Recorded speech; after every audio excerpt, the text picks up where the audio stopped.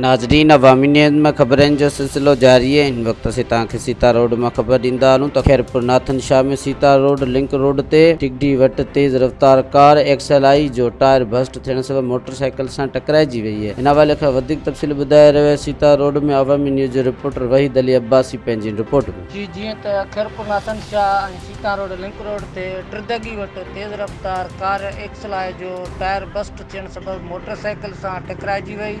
जंहिंजे नतीजे में मोटरसाइकिल सवार मेरान लिगारी पुट रखत्या लिगारी ऐं संदसि घर वारी सख़्तु ज़ख़्मी थी पिया, जॾहिं त कार मालिक लाड़काणे वासी इमामदीन चांडियो, पुट दयाणो ख़ान चांडियो, गुलाम हैदर चांडियो, मासूम निंगर, कनेज़ रबाब दयाणो ख़ान, अक्सा परवीन सख़्तु ज़ख़्मी थी पिया, जिन खे तालका अस्पताल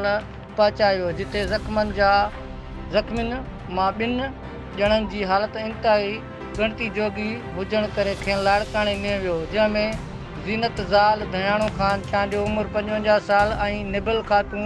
ज़ाल मयादाद ख़ान चांडियो उमिरि 80 साल मौक़े ते फ़ौत थी वियूं। होॾां PPMNA इरफान ज़फ़र लिगारी ऐं सीता अॻूणो चेयरमैन रस कंबर खान लिगारी तालका अस्पताल खैरपुर नाथन शाह पहुची ज़ख़्मियुनि सां इयादत पिणु कई, जॾहिं त कार सवार लाड़काणे खां सीता भरिसां पंहिंजे ॻोठु फ़तेह मोहम्मद रिंद वञी रहिया हुआ त साणुसि अफ़सोसनाक हादसो पेश आयो आहे। जी,